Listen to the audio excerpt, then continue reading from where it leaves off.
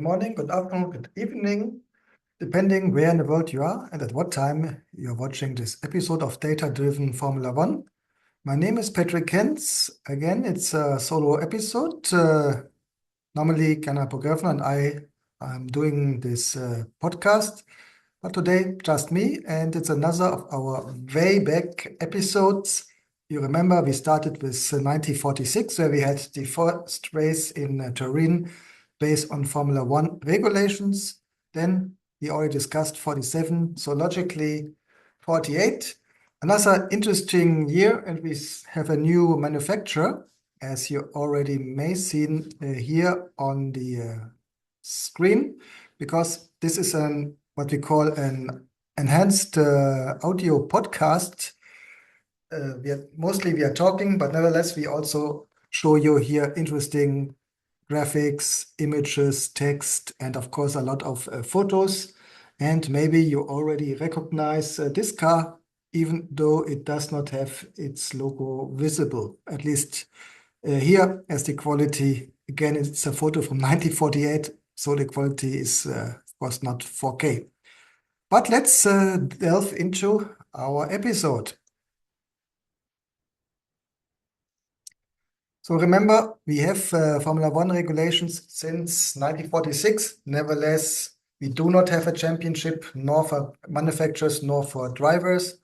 And also not all races are purely organized based on Formula One regulations. And even in the races where we have Formula One regulations, this may be also, we also have here joined Formula 2 cars and other cars to fill up the race. If not, we only would have 6 cars or let's say 10 cars. And to make it more spectacular for the viewers, the Grand Prix include also cars of based on other regulations, something we see also still later up to the end of the 1950s. We have a number of Grand Prix, but 4 are what are called the Grand Prix, and this, you may say, are the core races, the most important races, and based on these 4 races, we have, starting in the 50s, the Formula One Championship, the official championship. So this time we start in Monaco, Swiss Grand Prix, French Grand Prix, and the Italian Grand Prix. And besides this, we have 2 races in Argentina, 5 in France, 3 in Italy, 1 in Netherlands, 1 in Sweden, and 2 in Switzerland. If we consider all these races, Luigi Villarossi, driving for Maserati, had been the most successful driver with 6 victories. But you also have to consider here that especially Alfa Romeo, the only works team, is only participating in some of these races, not in all. And that's why we have a Maserati driver on top of the list, as nevertheless, Alfa Romeo, the 158, had been the dominating car also in 1948. Also, please consider we are only very few years, like 3, after the end of World War II, at least in Europe, meaning a lot of the continent was still destroyed, related infrastructure. Car manufacturer, of course, still in the process to ramp up their production again, especially with focus maybe on the cheaper cars, as you want to motorize your countries. Some of the reasons why a number of races had been overseen in South America, especially in Argentina, as here the government took the example from the regimes, maybe a little bit, which we saw earlier in Europe, to showcase their success, their progress in the country, together with car manufacturing, car racing. So what we would say today is artificial intelligence, AI companies, startups. This had been seen the car manufacturers in the end of the 40s and also in the 50s. So the situation, Argentina, as maybe quite popular known, we had the President General Juan Domingo Perón. He was twice president, first from 46 to 55, and then around 2 decades later from 33 and 74. Uh, Outside Argentina, maybe even more famous had been his wife, Maria Eva Duarte de Perón, or also known as Evita, known from the musical. And she lived from 1919 to 1952 and had been quite famously Perón's wife, and the two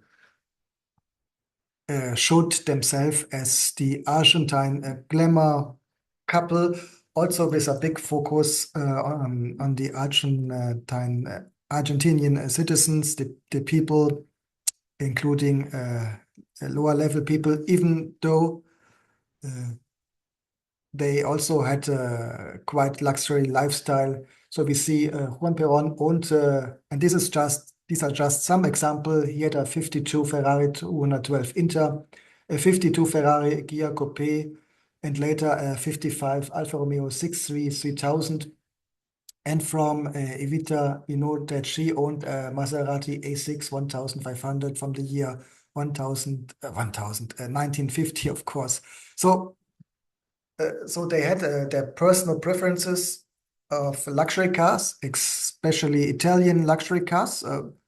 Makes sense as, of course, a lot of Argentinian immigrants, I mean, Argentinians which came from Europe, came from Italy, something which up to today you can recognize in the country's culture. So both uh, had these preferences.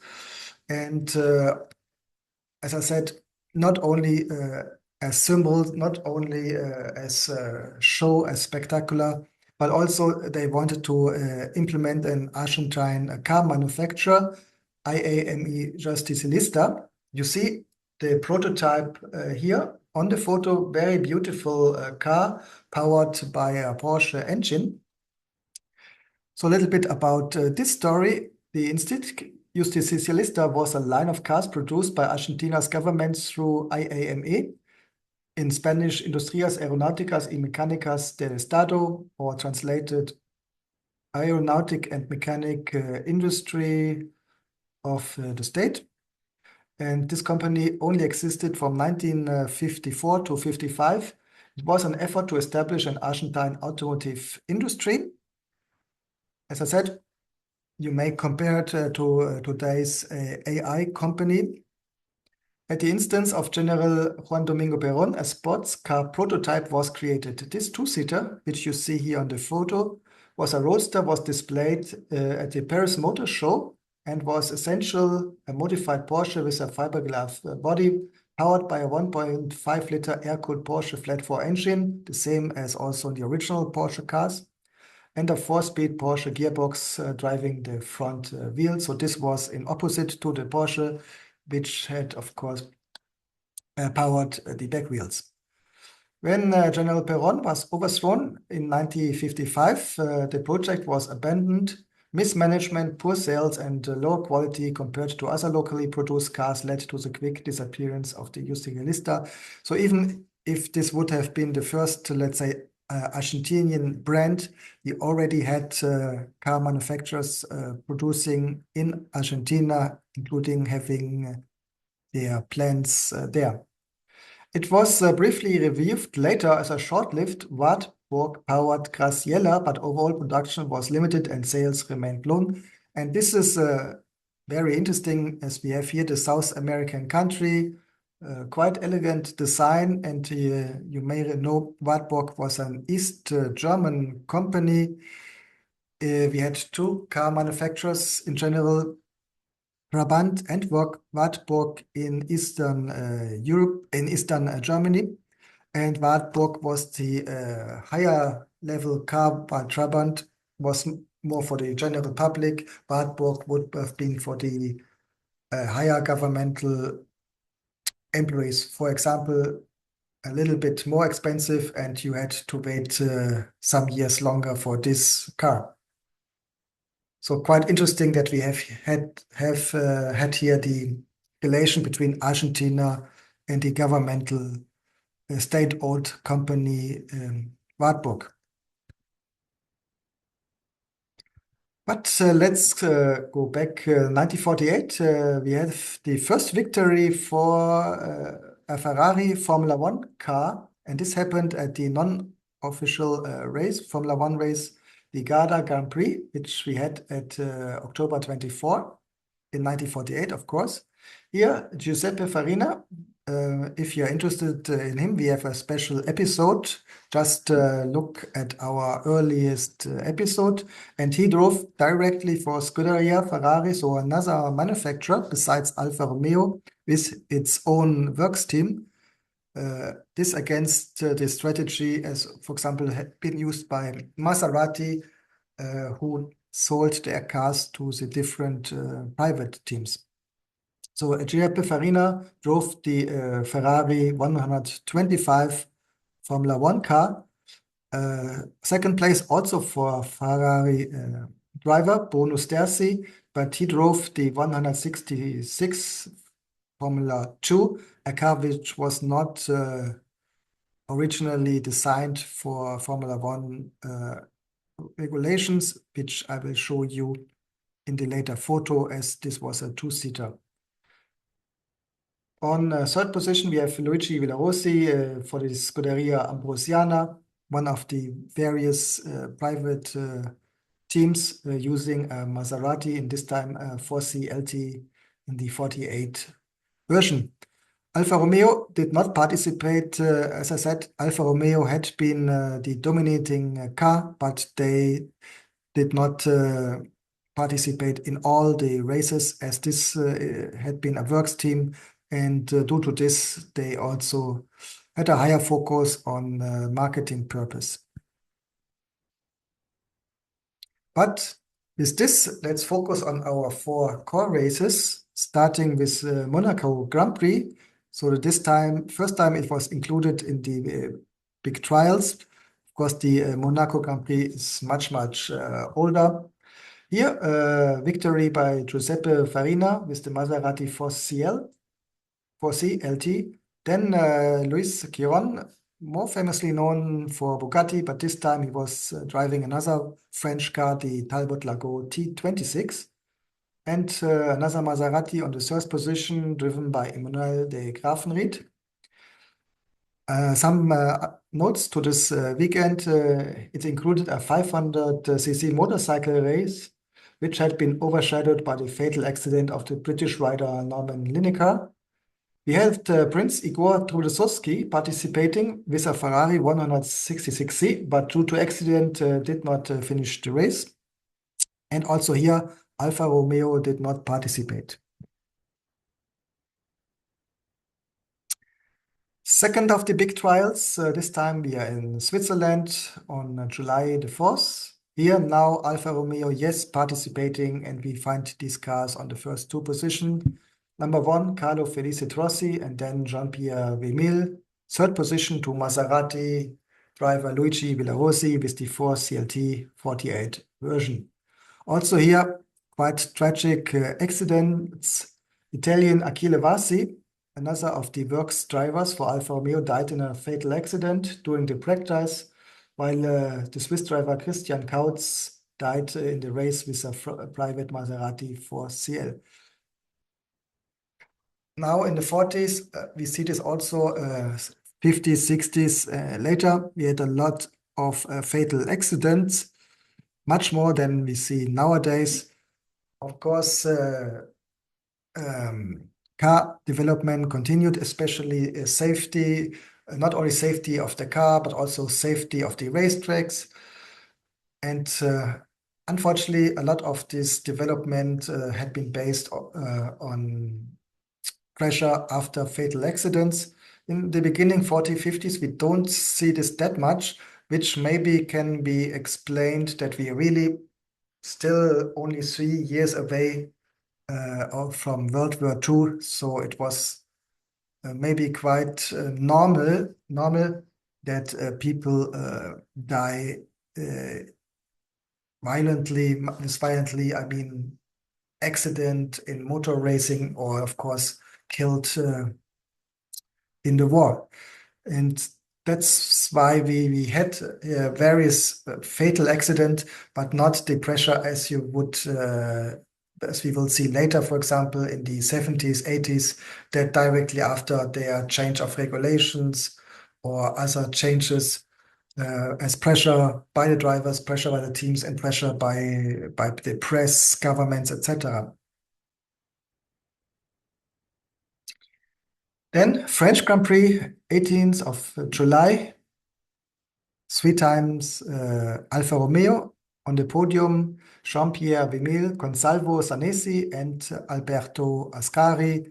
Alberto Ascari, later famous Grand Prix winner for Ferrari. If you're interested, we have a special episode about him too. The last of the four trails.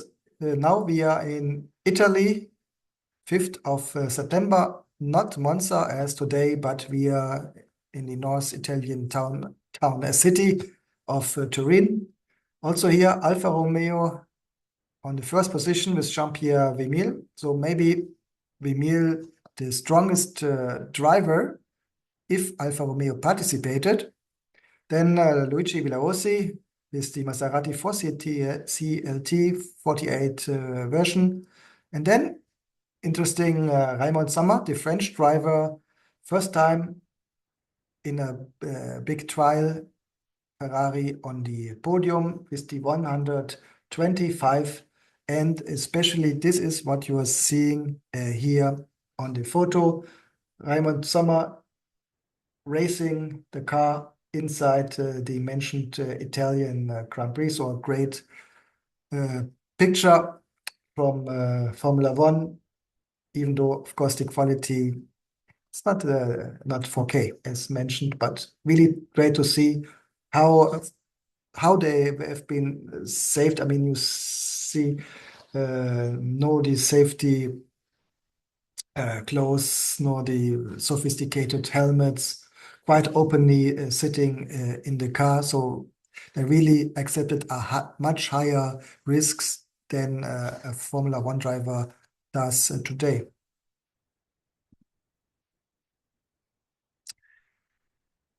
Always great to see the cars of the time.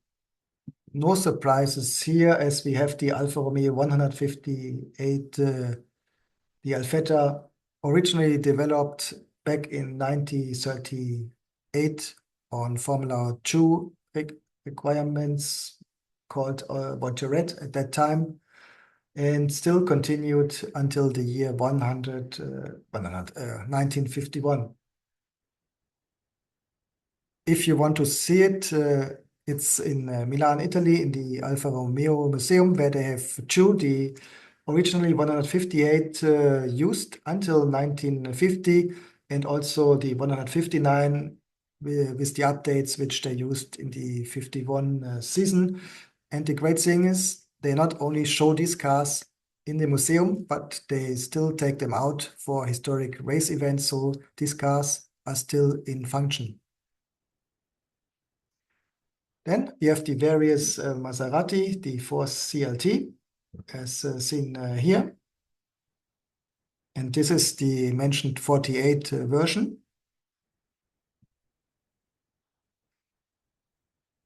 The 4CL and the earlier 6CM. So the various teams, also based on their individual budget, use different Maserati cars. So you find them nearly all three versions in the different Grand Prix. Then the already mentioned Ferrari 125 Formula One, Ferrari's first Formula One car, even though we are still before the official start of the championship in 1950, but this was really the very first Ferrari Formula One car. Here you see the 166 SC, quite easy to spot. This car was not originally designed for Formula One races, as it is a two-seater, so a little bit more the focus had been the famous street race like Mille Miglia, for example, where we had the driver, but also a mechanic besides, so two people inside the race, which again was quite used at that time as maybe even more famous than the Formula One races or Grand Prix in general had been still the big street races like the Mille Miglia or later in Mexico, the Panamericana.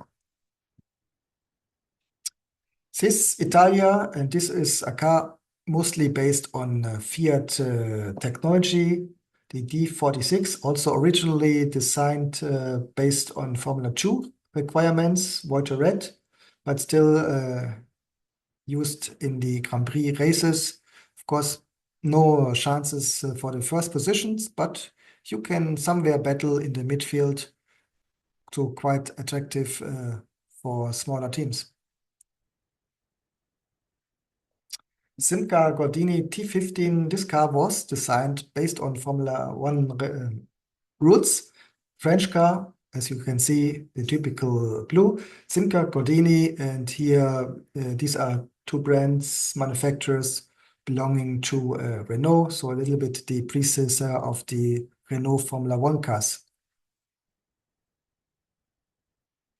British ER, the E-Type, also very beautiful car, similar as the other types by ER, manufactured before the Second World War and still used now for the different Grand Prix. Had not been many, so not you only had like one or two of these cars inside a Grand Prix, but nice addition. As I said, manufacturers had been focusing to ramp up their street car production, so no time, no resources to create new race cars. So it was important to get cars from all over Europe to have an attractive field for the spectators. Also, them beautiful to see, even though they look quite similar to the Alfetta. These cars did not have been updated to Formula One, and due to this also no potential for fighting for the first places, but again, attractive for midfield competition.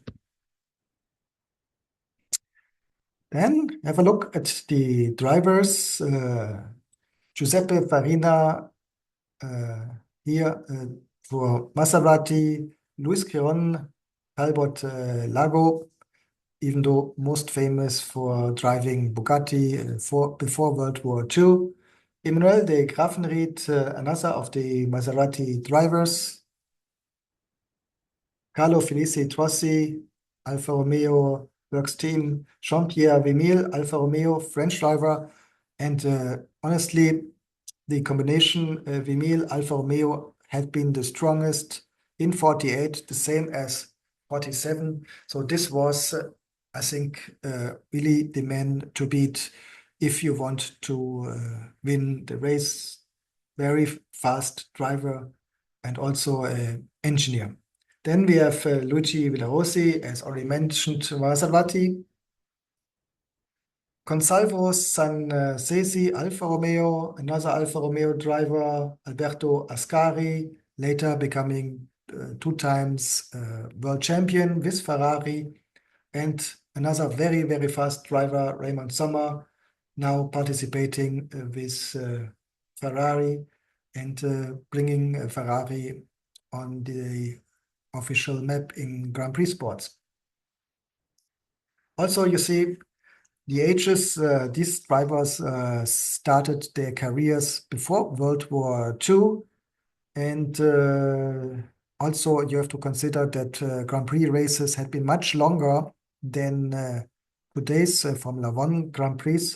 So experience had been maybe more important than reflexes as we have with the younger driver. So this have been some of the explanations why we see higher ages in the successful drivers. And also to mention, we had World War II, and in this time, young men had to serve in the army, so they could not develop a Formula One or motorsports career in general, meaning that's why, of course, there had not been no younger drivers. Maybe an exception in South America, like Juan Manuel Fancho. And I think we will speak about him already in 49, as he has been supported by Argentinian government to build up a successful Argentinian driver. But so far, we don't see him in the Grand Prix races here in Europe. And of course, about Fancho, we did our special episode. That's we are nearly at the end. What is the legacy of 48? So, I mean, we already had Formula One races, 46, 47. What is different in 48? I think for me, it's the year where Ferrari is made its mark, also in the official Formula One races, having its first Formula One car with the 125. So this is, I mean, this is the year for me where Ferrari started his Grand Prix legacy.